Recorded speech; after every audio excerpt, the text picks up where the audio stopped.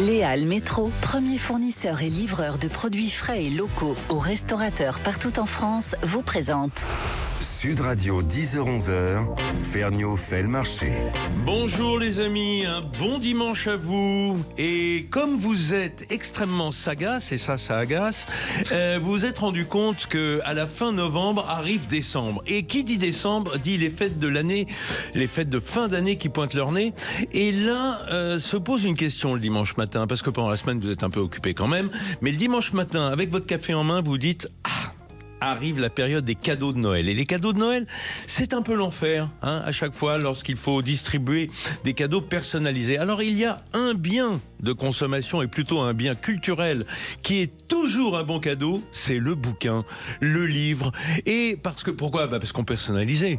On peut personnaliser à chacun des gens qui vous entourent, les amis, la famille, et trouver un livre qui fait sens. Alors les livres qui font sens, pour moi, évidemment, c'est des livres qui traitent de l'alimentation, de la cuisine et de la gastronomie. Donc, on ne déroge pas à la règle. Et ce matin, je reçois un auteur, une autrice et même un chef qui vient de sortir un bouquin pour parler des livres, juste avant Noël. Ça va être l'objet de cette émission. Sud Radio, Ferniaud fait le marché.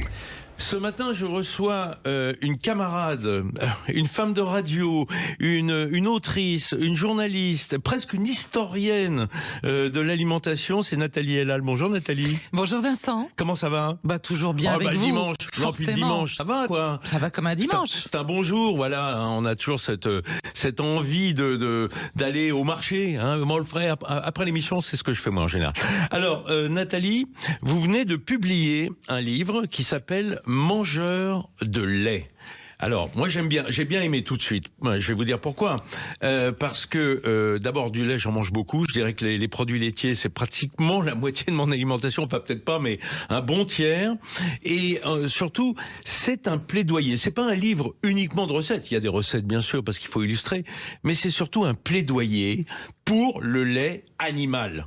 Oui, un plaidoyer, on peut dire ça, mais j'avais envie de dire aussi un hommage à un ingrédient diabolisé depuis beaucoup d'années, trop d'années, Vincent. Oui. Parce que depuis, au moins 15-20 ans. D'abord, il n'y avait pas eu, je le dis, de livre sur le lait depuis 23 ans, très précisément. Parce que vous avez fouillé pour savoir. Sûr. Vous avez été au fond du bidon.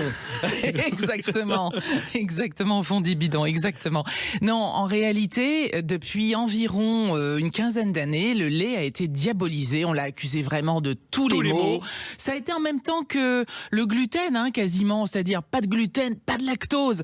On sait aujourd'hui qu'il y a 1% de la population qui souffre réellement de la maladie cœliaque, donc due au gluten, donc c'est vraiment très peu de gens. Ouais. Et puis alors on s'est dit, le lactose, alors il y a peut-être un peu plus de gens réellement allergiques au lactose, peut-être 2,5%, vous voyez, mais ça reste infime. Mais on l'a dit, on le digère pas, c'est pénible de boire du lait. Bon, moi j'ai envie de dire, et la charcuterie industrielle, on en parle ? Oui, non, effectivement, c'est l'arbre qui cache la forêt. Il faut rappeler quand même que pour ce qui concerne le gluten, c'est une protéine, le lactose est un sucre. Oui. Un sucre qu'on peut retirer du lait d'ailleurs. On voit de plus en plus de lait frais, lait frais ou UHT sans lactose, pour ceux qui se diraient vraiment intolérants. Mais en tant que tel, moi j'ai deux remarques à faire en préliminaire à l'étude de votre bouquin qu'on va faire, on va dire très légèrement. On va pas plonger dedans non plus à ce point-là. Non, c'est pas une thèse. Mais il y a deux choses. D'abord, et je ne le vois pas apparaître en général, l'aliment commun à nous tous, et le premier de notre vie, c'est le lait. Qu'il soit maternel ou animal, en général, ou même végétal pour ceux qui sont vraiment véganes ou qui ne veulent pas de lait. Mais en tout cas, c'est le premier aliment qui nous est commun, comme le fait d'être né d'une femme. Oui, absolument. Ingrédient brut, non transformé et en principe accessible à tous. D'ailleurs, c'est vraiment, je dirais, l'ingrédient premier que vous trouvez dans le frigo des Français. Tout le monde a du lait dans son frigo. D'abord, c'est accessible, ce n'est pas cher, qu'il soit entier, demi-écrémé. Ça, c'est beaucoup plus fréquent parce que la plupart de nos compatriotes le consomment demi-écrémé. Font gaffe au gras. Oui, alors que en théorie, on peut reparler de ça. C'est un autre débat, Vincent. Je sais pas si on aura le temps. Écrémé, là, c'est une solution un peu plus aqueuse. C'est vraiment la Libye-régime. hein, le lait totalement écrémé. Et puis les puristes, comme vous, comme moi, comme certains qui nous écoutent, j'imagine, le lait cru, parce que c'est une merveille de... Oui, absolument. Merveille de la nature qui se glisse dans des recettes extraordinaires. Moi, je pense qu'un riz au lait, par exemple, sans lait cru, n'a pas de sens. Ou une turgoule, c'est-à-dire le riz au lait normand. Oui. Ouais, alors là, c'est encore pire parce que la crème remonte à la surface et fait une croûte. Alors là, on est dans le superlatif. Mais Nathalie Elal, est-ce qu'on peut rappeler ce que c'est que le lait ? Un lait, c'est quoi ? C'est un mélange d'eau, d'abord. La plus grande partie de ce qu'il y a dans du lait, c'est de l'eau. Bien sûr, de l'eau, du sucre, comme vous l'avez dit. Du sucre, de lactose et de la protéine. Absolument, protéines animales et du gras, bien sûr. Donc c'est un aliment complet. Absolument. Il y a à peu près tout ce qu'il faut dans le lait. C'est d'ailleurs pas un hasard si tous les bébés ont comme premier aliment de croissance le lait. Et des grands bébés comme vous et moi. Ah bah oui, mais ça, on se refait pas aussi vite que ça. Mais c'est intéressant de le noter, vous dites des grands bébés, parce que ce qu'on reproche au lactose, c'est en définitive d'être un sucre qui est tout à fait digéré par les enfants, qui ont certainement les enzymes nécessaires, et on le perd à l'adolescence, cette propension. Il faut rappeler néanmoins que le lactose disparaît dans la fermentation, c'est-à-dire quand on mange du fromage, serait-il frais, des yaourts, etc., évidemment le lactose a chuté drastiquement, donc il n'y a pas de raison de ne pas manger des produits au lait, même si on ne boit pas de lait frais. C'est la fermentation qui fait chuter ce taux de lactose. Et d'ailleurs, je rappelle qu'il y a certains peuples qui digèrent réellement moins bien le lait que d'autres. Par exemple, c'est génétique. Les peuples du sud-est asiatique, par exemple. Voilà. Oui. D'ailleurs, ils n'ont pas de vaches. En général, non mais je veux dire, il y en a en Australie, en Nouvelle-Zélande, en Océanie, mais pas dans le sud-est asiatique. La vache. Et puis regardez les vaches en Inde. Elles sont sacrées, Vincent. Alors elles sont sacrées, mais on se sert énormément de matière grasse animale de la vache. Le ghee, qui est un beurre clarifié, c'est un beurre dont on a retiré effectivement toute la protéine et le lactose. Quelle culture. Non mais c'est pas ça, c'est vrai. Moi j'ai envie de dire toujours, il y a toujours une réponse lactée aux régimes alimentaires. Et une voie lactée. Ah voilà, la voie lactée, c'est ce qu'on suit ce matin. Alors Nathalie, j'ai quand même une question à vous poser un peu personnelle. Allez-y. Parce que vous êtes d'une culture d'un pays de lait, de naissance. Les Hauts-de-France. Oui, les Hauts-de-France. Les Hauts-de-France qui est une vraie région laitière, qui est souvent oubliée. Absolument. Alors c'est vrai. Alors d'ailleurs, au passage, il y a une race de vaches que j'aime beaucoup et qui vient des Hauts-de-France. Il y en a même deux. C'est la rouge flamande avec une robe à cajou sublime. On en voit parfois quand on a la chance d'aller au salon de l'agriculture ou quand on se rend dans certaines zones des Hauts-de-France parce qu'elle n'est pas partout. Et puis la bleue du Nord aussi qui porte bien son nom avec vraiment une robe bleutée, des reflets bleutés sublimes. Mais puisque vous me parlez d'une expérience peut-être personnelle, je ne sais pas si vous voulez aller jusque-là, j'ai envie de vous raconter un petit souvenir, je peux ? Bien sûr, on est là pour ça. J'ai eu l'extrême chance donc d'être élevée par mes grands-parents dans cette belle région qui est ma région natale des Hauts-de-France. Et mon plus ancien souvenir gastronomique, et je vous assure que c'est vrai Vincent, c'est d'aller chercher le lait à la ferme tous les jours à 17h. Non, pas du tout. Dans le village où j'ai grandi, Courcelles-le-Comte ça s'appelle. Et on allait chercher le lait à la ferme tous les jours à 17h. Donc j'ai vraiment grandi avec ce lait qu'on allait chercher dans le pot au lait, réellement. C'est ça que j'appelle car. Le car en aluminium. C'est pour ça. Le pot au lait de Perrette. Voilà, c'est ça. Et ensuite le beurre et la crème une fois par semaine. Donc le beurre qui était moulé dans des moules en bois, vous savez, fleuris, etc. Et ça, quand on a grandi avec ça, c'est difficile de réinitialiser le curseur. Vraiment. C'est déjà difficile de grandir puis de vieillir, mais alors sans le beurre qu'on a connu enfant, c'est sûr ça doit être difficile. Nathalie, j'ai une autre question à vous poser. Allez-y Vincent. Vous sortez un bouquin sur le lait, principalement de vaches, aux éditions Ouest France. Qu'est-ce qui s'est passé ? Les Bretons ont pris quelqu'un en otage dans votre famille ou quoi ? Non, c'était légitime. D'abord, ce sont des gens formidables, je le dis, j'ai eu beaucoup de plaisir. Je travaille avec beaucoup d'éditeurs, ils sont tous formidables. Mais vraiment, c'est une belle découverte, ces gens de Ouest France. Et c'est vrai que ça nous semblait tout à fait légitime. Je dis nous, parce que dans l'équipe, il y a aussi le duo que je forme depuis longtemps d'ailleurs, avec le photographe Philippe Asset, qui a réalisé de très belles photos de ce livre, et il faut le souligner, notamment la couverture que je trouve incroyable. Et nous avons été voir les gens de Ouest France qui nous ont accueillis à bras ouverts et qui ont été tout de suite très réceptifs parce qu'effectivement, ça faisait sens. Ouest France est à Rennes, c'est une région vraiment agricole. La filière agroalimentaire est très importante et laitière est très importante dans la région, donc ça faisait doublement sens. Et pourtant, c'est la seule région qui pourtant est reconnue pour son beurre, notamment qui est un mode de conservation du lait, comme un autre. C'est la seule région qui n'a pas d'AOP. Regardez, il y a un beurre Isigny qui est AOP. Je parle en dehors des appellations fromagères en plus. Crème, vous avez la Bresse. Qui a une crème AOP qui est moins connue que celle d'Isigny. Incroyable. Donc vous avez la Normandie, vous avez la Bresse. Comment se fait-il que les Bretons, il y a Charente-Poitou bien sûr, mais comment se fait-il que les Bretons n'ont pas recherché cette AOP? Ils sont tellement sûrs de leur beurre que... Faudrait leur poser la question, Vincent. Oui, d'accord. Vous n'avez pas fouillé de ce côté-là. Non. Alors, Nathalie, on va un peu explorer votre livre, parce que je le disais, ce n'est pas qu'un livre de recettes. Bien sûr, il y a des recettes. Quand on a comme titre mangeur de lait, on a envie d'en manger et vous prêtez à cet exercice.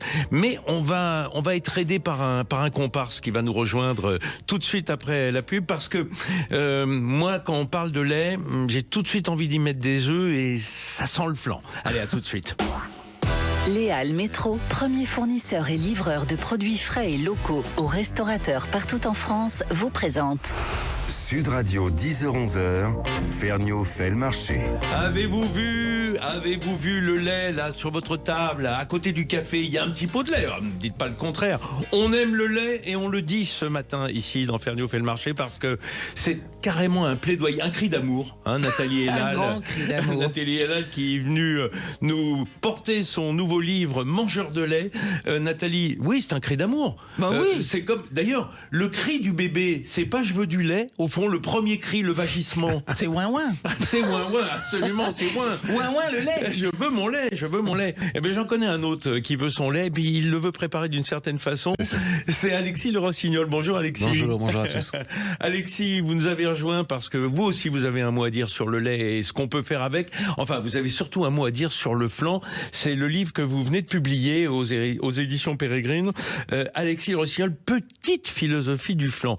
Je me suis dit, en lisant ce titre, petite philosophie, je me suis dit, tiens, la philosophie, forcément, ça vient du cerveau. Ouais. Et au fond, le cerveau, c'est un peu un flan organique, sur le plan de la consistance. Ah oui, possiblement, quand on mange de la cervelle, on voit que la cervelle, ça tremble un peu. C'est pas tout à fait solide sur ses appuis, mais il faut quand même le couper. Il y a une fermeté, donc oui, ça peut rejoindre ça. Alors, vous, votre point de départ de ce livre est venu d'un sketch, parce que vous êtes humoriste. Voilà, c'est ça. Vous avez fait un sketch sur le flan il y a quelques années, et en fait, tout le monde a commencé à vous nourrir. Exactement. En fait, c'est hyper particulier. Ce qui s'est passé, c'est que j'ai fait un sketch sur le flan, complètement absurde, où je dis que j'aime le flan et qu'on peut en manger toute la journée, et que c'est nourrissant, et en fait, les gens ont commencé à m'apporter des parts de flan, voire parfois des flans entiers qu'ils avaient préparés chez eux pour me les offrir à la fin des spectacles. Donc j'avais des espèces d'offrandes en bord de scène. Et j'adore l'idée. Des parts de flan sur lesquelles on glisse. Exactement. Et du coup, il m'est arrivé de filmer les spectacles et donc à la fin de faire cette ouverture de flan, et tout le monde regarde ça et ça devient un moment épique que je mettais sur les réseaux et ça nourrissait la bête. Et en fait, un jour, la directrice des éditions Les Pérégrines, Aude Chevrillon, m'a dit, autour de ce sketch et de ton style d'humour, il y a un truc à faire. On aimerait bien que tu nous fasses une petite philosophie du flan. Voilà. La philo du flan, c'est celle que j'aurais aimé avoir en cours de philo en terminale. On aurait été plus attentif, je crois. C'est un peu comme les maths avec des choses concrètes. Exactement. C'est ça. Nathalie Elal, Alexis Le Rossignol, il a un amour du flan. Alors, on retrouve dans votre livre Mangeur de lait une recette de flan. Vous avez précisé rustique. Pourquoi cet adjectif? Ah, c'est bien que vous veniez me titiller là-dessus. Pourquoi cet adjectif rustique? Parce que justement, moi j'ai envie de faire un plaidoyer à l'envers. Arrêtez, je vous en supplie, les boulangers, les pâtissiers, de nous faire des flans sophistiqués qui ne ressemblent plus à des flans. Moi je veux une simple pâte à foncer, une pâte brisée, ce que vous voulez, mais surtout pas autre chose. Comme pas de sablé, pas de feuilletage pour le flan.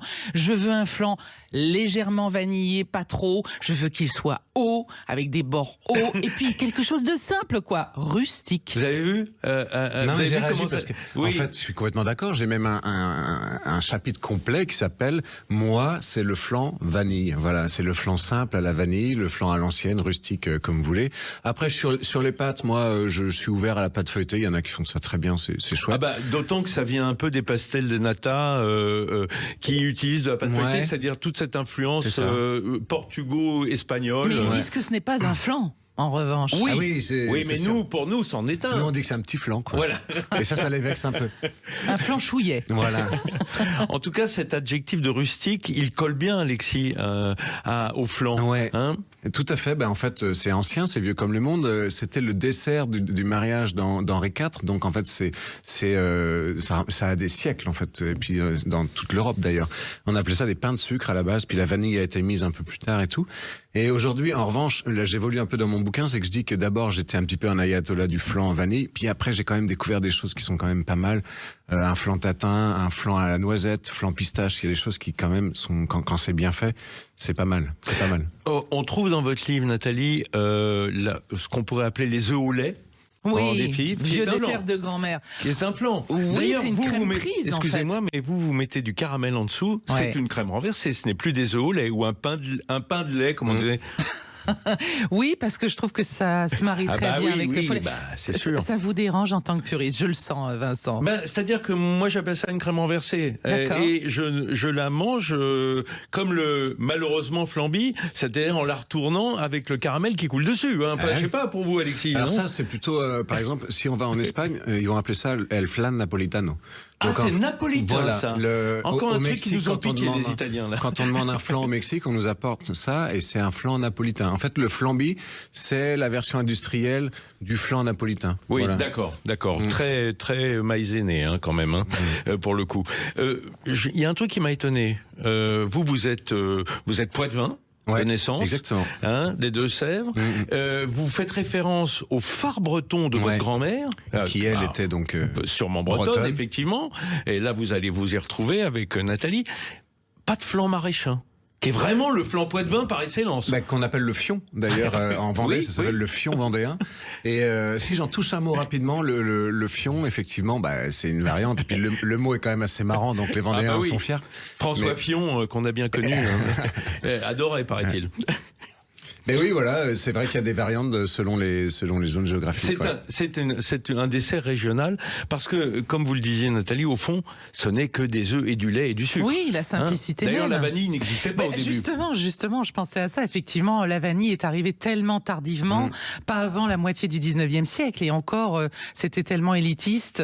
Effectivement, il ne pouvait pas y avoir de vanille dans les premiers flans, ni même de la pistache, ni même, allez, peut-être de la noisette, Ça mais devait je pense être qu'ils n'ont très, pas très bon, imaginé. finalement, hein. Ça devait être Non. assez fade, quoi. En revanche, il aurait pu y avoir de l'amande. Peut-être, ouais. Ouais. Ah oui, tiens, on va fouiller un petit peu effectivement ce côté un peu frangipani Oui. hein, dans le flan. Alexis, l'histoire du flan, c'est un peu l'histoire de votre enfance. C'est-à-dire, non mais c'est ce que vous mettez en exergue dans ce livre, c'est que vous aviez un surnom que vous donnaient vos parents, qui n'était pas extrêmement gracieux. C'était pas hein. méchant non plus, mais il Oh m'a- bah, il enfin, m'appelait le excusez-moi. mou. Le Il mou m'appelait le mou pendant mes années lycée parce que j'ai eu une croissance très tardive. J'ai revu des photos récemment des matchs de foot où j'étais vraiment un des petits. Et à la fin, au bout du lycée, j'étais grand, quoi. Enfin, une taille normale. Donc vous avez poussé sans squelette Et surtout, donc... fatigué en permanence. Ah oui. J'ai eu une grande fatigue pendant Épuisé ces de années-là. croissance, quoi. Épuisé, mais là, on reparle des rythmes Pas assez scolaires. de Je crois que lait. Pas assez de lait. je crois que je dormais pas assez. Et en fait, on m'a appelé le mou. Et en fait, le mou ayant cette espèce de lien avec le flanc. Et voilà, bon, bah, C'était pas le tremblotant non plus. J'ai essayé de trouver, non, mais dans ma jeunesse, la relation que je pouvais déjà avoir à l'époque avec le flanc. Voilà. Alors, je vais faire du mal à Nathalie. Parce que, alors, moi j'ai un grand combat, parce que je ne supporte pas, vous allez me dire ce que vous en pensez, parce que là, on est quand même là pour parler du lait. Or, je connais des grands pâtissiers que je ne citerai pas, mais notamment un télévisé, qui font des flans à l'eau. à l'eau, à l'œuf et à l'eau, c'est-à-dire sans produits laitiers à l'intérieur. Comment est-ce possible? Je vous le demande. Je vous le demande parce que, évidemment, ça va se gélifier avec le blanc de l'œuf, enfin en tout cas l'œuf. Mais vous avez déjà entendu parler de ça? Ben non, justement. Ah non, pour vous c'est Si, je crois qu'ils prennent une petite poudre et puis ils délayent avec de l'eau. La poudre à flan. Oui, mais la poudre à flan, ce n'est pas autre chose que de la maïzena et du Oui, sucre. c'est de l'amidon. Grosso modo, C'est de l'amidon, l'amidon évidemment. modifié. Ouais. Parce que un flan, c'est toujours un liquide et un produit gélifiant. On est Oui, d'accord? Absolument, il faut que ça tienne. Bon, bah c'est bien que vous n'en ayez pas entendu parler. Je suis désolé de vous Moi non avoir plus. mis la puce à l'oreille. Et Je vais enquêter. je vous dirai hors antenne de qui il s'agit. Mais ça va vous faire bizarre. Hein. Fernio balance. Ah bah, je balance sec. Dans votre livre, beaucoup de recettes de lait qui se mange et notamment du lait salé, parce qu'on pense tout de suite dessert, effectivement, parce qu'on reçoit Alexis et son flan. Mais vous avez un goût aussi pour la cuisine au lait. Ah évidemment, C'est important. si je pense au gratin dauphinois déjà, première chose, et puis en bonne fille du Nord, les chicons, enfin les endives. Voilà. Ah oui. Vous voyez dans ce livre, endives au jambon et à la béchamel au maroilles, s'il vous plaît. Bien sûr, Alors, le lait en fait partie de la recette. J'allais vous le dire, cette sauce blanche, qui est la base de la béchamel, évidemment, c'est du lait. Évidemment. C'est lait et farine. Alors ça peut être de la farine de maïs, ça peut être de la vraie farine de blé, ça peut être de la fécule de pomme de terre. En fait, farine de blé pour vous. Oui. J'ai rien contre les amidons de maïs pour certaines recettes, contre la fécule de pommes de terre évidemment pour d'autres recettes, mais là, excusez-moi, on va être un peu puriste quand on est dans le Nord. Voilà, histoire de dire, on remet les pendules à l'heure. Et puis ma passion, les soufflés. Ah, Le soufflé au comté, c'est Oui. vrai. Merci j'ai pour une mon Jura. Passion pour le soufflé. Je trouve que c'est extraordinaire. Et en même temps, c'est toujours ce stress de oui, c'est ça. va-t-il retomber Oui. Le flan ne retombe pas, le soufflé retombe. D'ailleurs, on peut dire que le soufflé sucré, Ouais. je parle pas des soufflés glacés, je parle des soufflés sucrés, c'est un peu un flan où on aurait mis les blancs en neige. Comme vous y allez. Oh là là, oui, j'hésite devant rien. Moi, j'ai préféré pas m'exprimer là-dessus. Non, c'est très bien, Alexis. D'ailleurs, Alexis, je pensais à autre chose. Le flan, il n'y a pas que le lait et les œufs. Il y a évidemment la farine et en général, plutôt de la maïzena, de la fleur de maïs. Ouais, c'est très peu. Pour un flan avec 1 litre de lait, on va mettre quoi? Entre 50 et 80 grammes de maïzena, c'est pas énorme. Mais ça va faire prendre. Enfin, Voilà, ça c'est va. ça, ouais. Mais alors, j'y ai vu là le signe de votre passage par le Mexique. Parce que le maïs, c'est vraiment la céréale mexicaine. C'est vrai. Et vous avez fait une partie de votre carrière, de début de carrière au Mexique. Pendant 3 ans et demi, j'ai fait du stand-up là-bas en espagnol. Ça a été une révélation. Moi, je tenais une crêperie là-bas, une petite crêperie française. D'accord. Et puis un jour, je vois du stand-up comme ça et révélation. Je suis allé voir les gars, je leur ai dit voilà comment on fait. Ils m'ont dit mais t'es même pas mexicain toi, tu. Dis donc toi. Et puis c'est la force d'une révélation, c'est que rien ne m'a arrêté. J'ai dit non mais tant pis, je vais en faire et voilà. Et voilà. Et alors, expliquez-moi, comment est-ce que d'une crêperie bretonne, avec les recettes de votre grand-mère bretonne, j'imagine, enfin Ouais, en tout cas alors un peu à peine, ouais. adapté, on passe au stand-up au Mexique. C'est pas votre langue natale, Non, l'espagnol. mais j'y ai vécu 7 ans, donc je le parlais quand même très très bien. Ah oui, mais Et- pour avoir l'humour, Ouais. c'est-à-dire parce que le stand-up, il faut capter C'est aussi là qu'on l'humour voit qu'on croit bien parler, et un jour on comprend qu'il y a encore mieux, c'est quand tu sais faire des vannes et comprendre les subtilités des celles des autres. C'est là qu'on voit que vous n'étiez pas si mou finalement. Non, et c'est exactement ce que je dis dans le bouquin, c'est que je me suis bougé comme on dit, parce qu'en fait, cette crêperie m'a un petit peu mis dans comme des fers aux pieds, quoi. C'est-à-dire que je me sentais moins mobile que je l'étais. J'étais dans cette crêperie que je devais faire vivre tous les jours, et je me suis rendu compte assez vite que finalement, faire des crêpes tous les jours, c'était pas ma passion, quoi.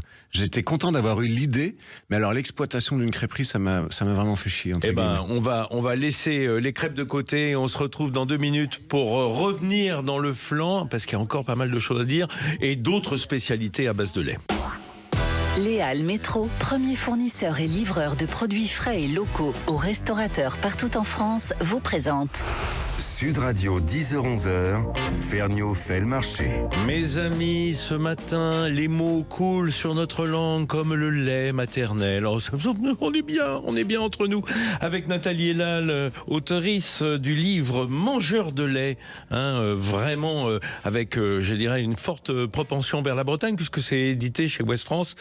Mais c'est normal, c'est un produit laitier très nord-ouest de la France, quand même, le lait, globalement, et même s'il y en a partout. Avec nous également Alexis Le Rossignol, humoriste, et qui vient de publier La petite philosophie du flan, car oui, vous ne le saviez pas, le flan pense. Oui, c'est un penseur. Le flan est un penseur et il a prêté son cerveau à Alexis pour cet opus. Alors, Alexis, le flan, c'est un peu l'histoire de votre vie parce que c'est pas du tout un livre de cuisine, il faut bien le dire. Non, il n'y a même pas la recette du flan. C'est un livre métaphorique.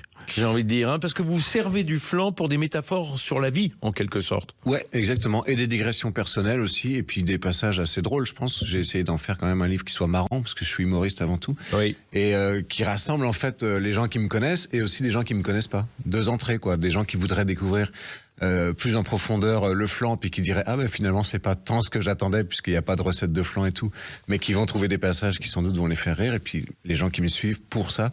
Donc voilà, il est à la fois dans les bouquins côté cuisine, côté philo, côté humour, il est partout en fait. Ouais, c'est ça. Ouais. Parce qu'il est transversal, parce que il y a une grosse communauté de food flan en France. Ça s'est révélé là depuis 4-5 ans. D'ailleurs, tous les pâtissiers, Nathalie, viennent au flan. Même ceux qui n'y étaient pas. Même les tirs au flan y viennent. Même les tirs au flan, qui est expliqué d'ailleurs dans l'introduction du livre Alexis, qui n'a rien à voir. Le flan avec un C, ça n'a rien à voir avec le flan censé. Voilà, censé à la fin, pour censé être du flan. Censé, quoi. Bien sûr, c'est une philosophie, forcément qu'il est censé. Nathalie, j'ai repéré dans votre livre la tarte au libouli, qui est en fait un flan aussi, une sorte de flan. Bien sûr. Alors libouli, ça veut dire l'ébouilli dans les Hauts-de-France. Oui, évidemment, c'est vraiment quelque chose. Alors c'est même quelque chose qui est dans certains villages des Hauts-de-France. C'est pas dans toutes les Hauts-de-France. Il y a des gens des Hauts-de-France qui m'ont dit mais qu'est-ce que c'est que ce truc, l'éboulis dont tu parles? Mais c'est vraiment quelque chose que j'ai connu. Moi je l'ai entendu sous le nom de tarte alcoloche. Oui, ou tarte au papin aussi. Oui, effectivement. Ouais, il y a plusieurs noms. C'est parce qu'on n'y met pas de pain. Non. Là, ça doit être ça.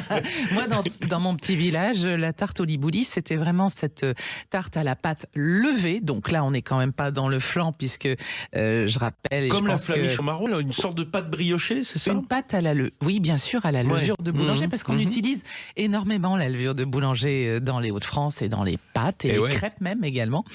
Et donc, pâte levée, recouverte d'une sorte de flan, donc bien sûr, matière première, toujours ce lait, vanillé, et puis amidonné pour qu'il tienne. Maïzéné, vous dites, Vincent? Oui, maïzena, c'est une marque, mais on peut dire fleur de maïs. Amidonné, fleurisé, et ensuite recouvert en général, et ça c'était très, je dirais, folklorique, typique, traditionnel, en tout cas dans mon petit village, de chutes de pâte, de croisillons de pâte, donc ça faisait un grillage au-dessus de ce flan, qui arrivait doré, jaune, dans des nuances très jolies de tous ces dégradés de jaune, de blanc, et qui était vraiment la tarte du partage. Et ça, j'insiste dessus parce que c'est aussi un souvenir assez émouvant que j'ai.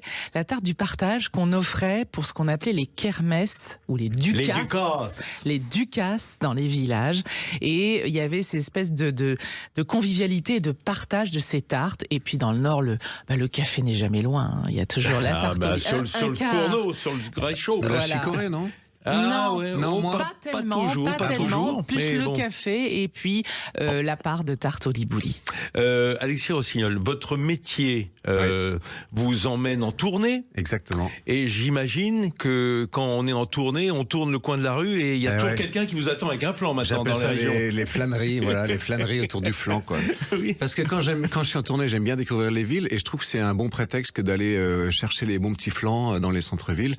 Donc je me balade, je prends des références. Souvent les gens me les envoient et je vois ce qui se passe et il y a vraiment des choses super. En fait, on a quand même des centres-villes en France qui sont magnifiques avec des belles boulangeries, des beaux endroits un peu gourmands.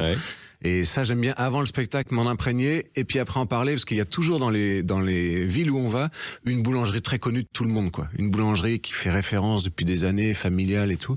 Et j'aime bien, comme ça crée un lien avec les gens. Et je trouve que les gens apprécient aussi qu'on s'intéresse à leur ville, quoi. Bien sûr, d'ailleurs, voilà. je tiens à vous signaler, je ne m'y attendais pas et ça m'a bien fait plaisir. Vous avez un super répertoire de toutes les boulangeries, pâtisseries qui proposent du bon flan à la fin de votre livre. Ouais, je vous pense l'avez qu'il fait pourrait. quand même parce qu'on vous a dit, il faut quoi. Sinon, vous allez vous faire lyncher à la sortie du spectacle. Et puis c'est surtout que ça me fait un pense-bête à moi, parce que souvent je note des adresses un peu partout, puis je les perds. Là, je me suis dit, vas-y, mets-les dans Carnet un de bouquin. flan. Au moins, elles seront là. Absolument. Nathalie, là, c'est vrai que quand on aime une spécialité, serait-elle pâtissière ou charcutière à travers notre pays, on a un petit répertoire en tête, une sorte évidemment. de carte de France des spécialités.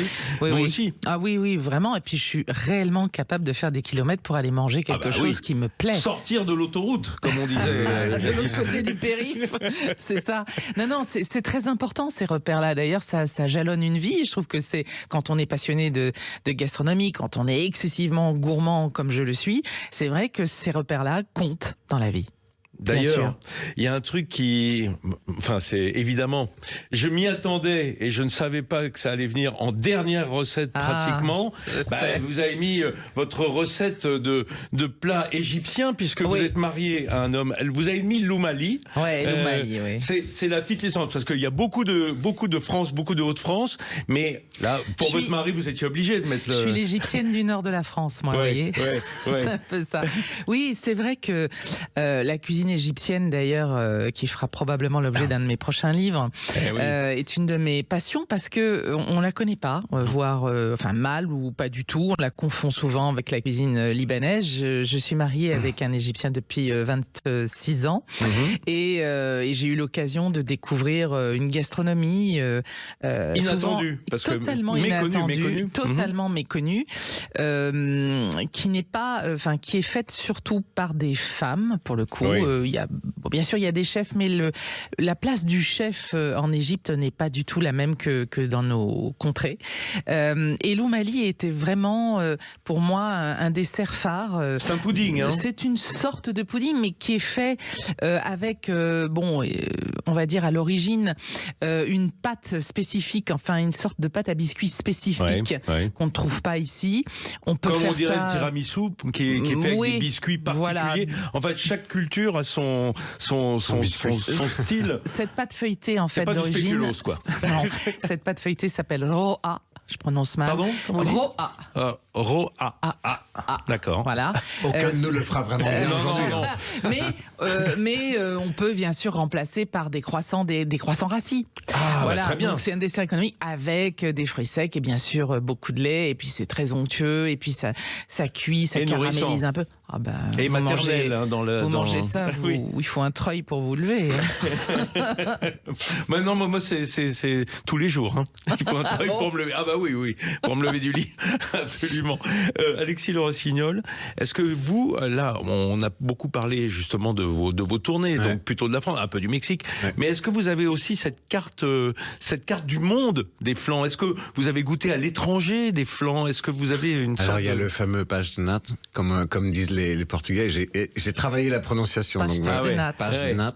Ils prononcent vraiment très peu. Il y a ça, et après il y a le custard tart en Angleterre. Custard pie. Pie, voilà. Oui, absolument. On retrouve après, je vous parlais du flan napolitain qui est un peu différent, qui n'a pas de pâte, etc. Mais après, non, je suis pas du tout un expert. On vous a parachuté expert du flan maintenant. C'est un peu ça, en fait. Ça m'est tombé dessus, et puis je trouvais que c'était pas le pire des trucs à endosser. C'est vrai qu'il y a pire. Et puis voilà, et puis comme je dis dans l'intro du bouquin, ce sera quand même la meilleure philosophie du flan jamais écrite, puisque c'est la première. Et peut-être la dernière, quoi.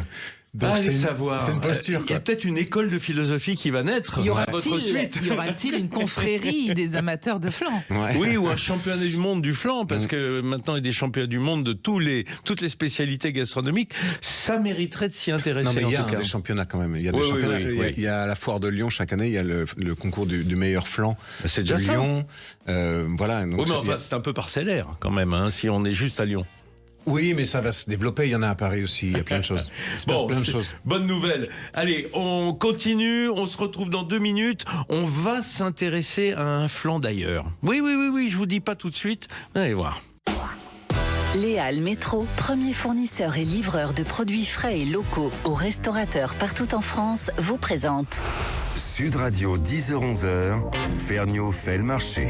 Mes amis, ce matin, vous l'avez compris, on traite des produits laitiers à travers deux auteurs. Je ne sais pas comment on dit au pluriel. On peut dire une autrice, un auteur. Si, c'est plus simple. On peut dire auteur-eux. Moi, j'aime bien auteur-eux, mais phonétiquement, ça fonctionne moins bien. Alors, on a Nathalie Elal avec nous pour son livre Mangeur de lait. On a Alexis Le Rossignol, La petite philosophie du flan. Comme on décline en fait les recettes à base de lait, qui est l'objet en fait de votre livre, pour dire que le lait est partout dans notre culture, en tout cas occidentale. Il y a un truc moi que j'aime, qu'on trouve également dans les recettes de votre livre, Nathalie, c'est le pain perdu. Ah oui. Parce que le pain perdu, c'est formidable. Le pain perdu, c'est pas grand chose d'autre que du pain imbibé au flan. À l'appareil à flan, enfin, pour faire simple. Du pain rassis en plus. Donc c'était à l'origine quelque chose de absolument économique. Et puis ça reste toujours le produit, enfin en tout cas la recette anti-gaspi, idéale pour le goûter. Qu'est-ce que c'est bon, quoi. Mais bien sûr. C'est pour ça que je me demande, Alexis, moi, l'intérêt de la brioche perdue. Parce que maintenant, Parce qu'elle est retrouvée. Ah ben, il y a c'est ça plus qui de est beurre. drôle. Elle est retrouvée, puis il y a plus de beurre. Ça quoi. perd l'essence de la recette d'origine, qui était de On est récupérer d'accord. du pain qui était... Ne cassez pas la perdait. baraque sur mes recettes, Alexis. Parce que vous en parlez aussi, pardon. Oui. Bah excusez-moi. oui, mais moi j'adore la brioche perdue, puis c'est bien Hauts-de-France ça. Ouais. Aussi, bien ça veut sûr. dire que dans les estaminets, c'est souvent qu'on nous sort une brioche perdue de derrière les fagots. Bah oui, parce qu'elle est rassise elle aussi, donc tant D'accord, qu'à ok. faire, on va pas la jeter. Voilà. Non, mais on voit quand même beaucoup de brioches qui sont pas rincies, qu'on Oui. transforme en brioche perdue. Qui sont pas du tout perdus, mais qu'on Absolument. retrouve toujours. Ouais, moi, exactement. j'achète bien des croissants pour les faire sécher, pour faire, enfin les faire griller. Ouais, ouais. Voilà. Bon, enfin bon, peu importe. Chacun ses gros défauts. Ce matin, je voulais qu'on élargisse le champ des flancs. Et oui, parce qu'on va voyager vers le Levant. On va remonter le soleil. On est nous ce matin avec Alan Géham, chef libanais à Paris. Bonjour Alan. Bonjour tout le monde. Bonjour. Vincent. Alan, Voilà. qui vient lui aussi de publier un très bel ouvrage qui s'appelle, j'adore le titre, Love and Baklavas. C'est une philosophie de vie, ça. En dehors de l'amour et des baklavas, il n'y a pas grand-chose, quoi. Exactement. C'est l'amour et les deux sœurs. Ça sort aujourd'hui en plus. Je suis ravi. Bon, génial, Alan. Je crois que c'est une collection d'ailleurs, parce que moi j'avais passé Love and Harissa d'un de vos homologues marocains l'année dernière, me semble-t-il. Écoutez, il y a beaucoup d'amour dans la cuisine. Du coup, surtout Oui, dans la cuisine et autour de la levantine et Méditerranée en africaine. particulier. Exactement. Alors, on parlait Écoutez, la du... cuisine, ça rassemble tout le monde autour de la table et ça fait plaisir à tout le monde. Alan, on a décliné, parce que vous avez votre restaurant éponyme, le restaurant Alan Géham, qui est étoilé, mais vous avez aussi un nombre de bistrots, d'officines, d'épiceries, pâtisseries, sous l'enseigne Casti. Ça veut dire quoi Casti d'ailleurs chez vous? Casti, c'est que Sati en libanais, ça veut dire mon histoire. Mon histoire, voilà, c'est l'histoire de sa vie à travers les produits qu'il nous propose. Et comme on était dans une émission très très flanesque ce matin entre Nathalie et Alexis, j'avais absolument envie que vous nous donniez la recette du moelle à biais, qui est le flan libanais en quelque sorte. Et exactement, c'est le flan libanais, c'est le flan de lait aux fleurs d'oranger. Ouais. Du coup, la recette, c'est très simple. Attendez, mais quand vous dites lait, j'imagine qu'au Liban, traditionnellement, il n'y a pas vraiment de lait de vache. Enfin, les vaches, elles sont peut-être venues un peu sur le tard. Si, c'est de lait de vache. Du coup, ici, on peut remplacer par un...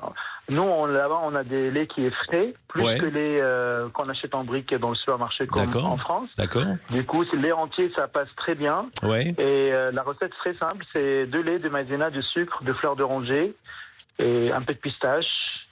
Et alors, voilà, attendez, mais comment est-ce qu'on démarre? Par exemple, la maïzena, je sais qu'il faut la mettre dans le lait froid, par exemple. Exactement, on mélange le maïzena avec lait froid et ensuite on met sur le feu, on continue à remuer. Jusqu'à ce que ça épaississe. Oui. Exactement, on ajoute le sucre pendant la préparation. Oui. Et le moment qu'on commence à épaissir, on ajoute une cuillère de fleurs d'oranger. Alors, de la bonne, c'est pas si facile à trouver. La d'oranger artisanale, oui, pas chimique surtout. Oui, d'accord. Juste dedans, dans cette bouillie en quelque sorte, parce qu'on a tant que c'est chaud, c'est une bouillie en fait.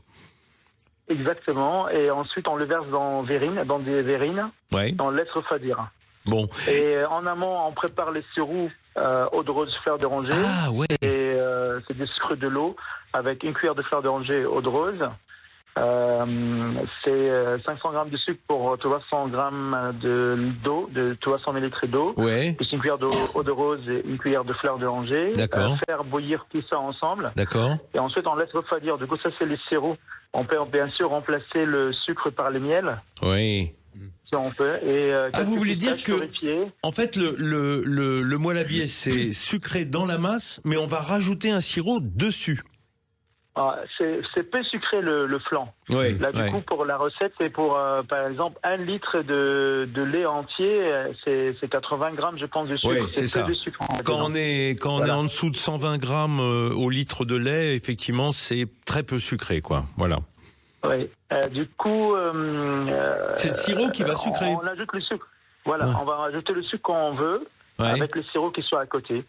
Ouais, Et quelques pistaches torréfiées, du coup, on prend la bah verrine oui. de flan, le moelle à biais, on met le pistache, et ensuite on l'arrose avec du sirop ou pas, en fait. Si on n'est pas trop sucre, du coup, on va déguster le lait qui sera parfumé aux fleurs d'oranger, qui c'est très agréable. C'est une Bah voyage oui. direct au Proche-Orient. En fait, je vais vous dire un truc, hein, Alan. On adore ça, et pas seulement, mais dans votre livre, il y a toutes ces recettes de desserts du Levant. Hein. Le Levant, c'est toute la façade, on va dire, méditerranéenne de ce Proche-Orient. Et ça, c'est merveilleux parce que c'est vraiment, on voyage là-bas, quoi. Dans votre livre, on est là-bas, rien que quand on lit les recettes d'ailleurs, et les baklava notamment. Voilà. Bah, et cher Vincent, en fait, l'idée que c'est vrai, en France, il y a énormément de livres sur les pâtisseries. Et une fois, là, j'étais pas à hasard, j'étais en train de chercher, et je trouvais que on parle pas beaucoup sur ces pâtisseries. C'est une grande culture dans le Proche-Orient. Et surtout, moi, je viens d'une ville qui s'appelle Tripoli, qui est dans le nord de Liban. Ouais. Et là-bas, on sert le meilleur pâtisserie, je pense, levantine Ah dans bah le tiens monde. donc, ça, Du c'est- coup, j'aime bien ce petit j'ai grandi régionalisme. dans cette ville. Oui. Ouais, je grandis dans cette culture-là, les pâtisseries. Et là, je trouve que là, c'est le moment de faire un livre sur le baklawa, comment on fait les knefés, les mafroukés, le marmoul. Tous ces pâtisseries, c'est vrai, la réputation, c'est 1 kilo de baklawa pour 1 kilo de sucre. Bah non, en fait. Tu trompes, Vincent, c'est pas ça la recette. On peut mettre peu de sucre dans la recette de baklawa, et surtout quand on le fait maison. On fait maison de la Ouais. pâte à filou. Enfin là, il faut du sirop, hein, quand même. Hein. Voilà, on met peu de sucre dedans. Et je t'invite à venir déguster à Cassis Pâtisserie, au descendu sur Saint-Martin. Eh ben écoute, je te remercie, cher Alan. Je voyais Nathalie Elal qui, elle, pensait à son Égypte, parce qu'elle est fan de l'Égypte. Mais la malabé, effectivement, on en sert aussi en Égypte. Il y a moins de fleurs d'oranger en Égypte dans la pâtisserie. En revanche, il y a beaucoup d'eau de rose, on trouve. Eh oui, beaucoup. parce que c'est un mix entre les deux, et ça, chacun va Oui, faire son mix, en oui, fait. oui. Donc la malabé, c'est vraiment dans toute cette zone géographique. Mais les baklawas, bah oui, elles sont différentes qu'on voyage en Grèce, en Turquie, au Liban, en Égypte. Il y en a dans tous ces pays-là. Effectivement, chacun a sa variante, mais je trouve qu'il y a quand même pas mal de litres de sirop dessus. Hein. Oui, on se refait pas. Hein. Alexis, un dernier mot. Bien que ce ne soit pas de la région, souvent des flans à la fleur d'oranger. La fleur d'oranger est un adjuvant qui vient souvent, notamment en Charente, avec et puis les brioches, hein, les brioches vendéennes, etc. Ouais, avec les gros cristaux de sucre dessus, ça c'est génial. les belles brioches tressées et qui montent sous l'édredon traditionnellement en fait. Qui montent sous l'édredon. Donc on fait dans les fermes, les gens faisaient leurs brioches et hop, c'était sous l'édredon pendant la nuit avant. On les cuisson. mettait contre les pieds, c'est ça? Exactement. Oui, non mais c'est chouette. j'ai déjà vu ça, hein, c'est vrai. Hein. Ah bah ça donnait du goût à la pâtisserie fermière. Hein. Merci beaucoup. Merci Alan d'avoir été avec nous avec votre livre Love and Baklavas. J'adore Love and Baklavas, ça me fait trop rire. La petite philosophie du flan, c'était Alexis Rossignol qui continue son tour de France des spectacles. Tour de France. Tour de France. Voilà, c'est ça en fait. Merci pour l'invitation. Vous êtes en spectacle pendant le mois de décembre? Oui, 1er, 2, 8 et 9 à Paris et à Bobino précisément et dans toute la France en tournée. Eh ben voilà, constamment. donc vous pouvez lui apporter du du flan. Vous pouvez le nourrir à la fin du spectacle. Nathalie et Lal, merci d'être venus nous faire manger du lait. Merci Vincent. Vous aussi, vous continuez la quête de toutes les spécialités lactées, parce que c'est l'histoire d'une vie, en fait. Peut-être. Peut-être. Voilà, l'émission se termine dans un beau bidon de lait, car le lait, c'est de l'amour. Voilà, on se l'est dit. On se dirige vers les infos de 11h et ensuite, comme tous les dimanches, on écoutera les Chevaliers du Fiel. J'ai pas dit du miel, là. Bon dimanche à tous à l'écoute de nos programmes. Moi, je vais me chercher du flan. Ouais. Léal Métro, premier fournisseur et livreur de produits frais et locaux aux restaurateurs partout en France, vous a présenté Sud Radio, Ferniaud fait le marché.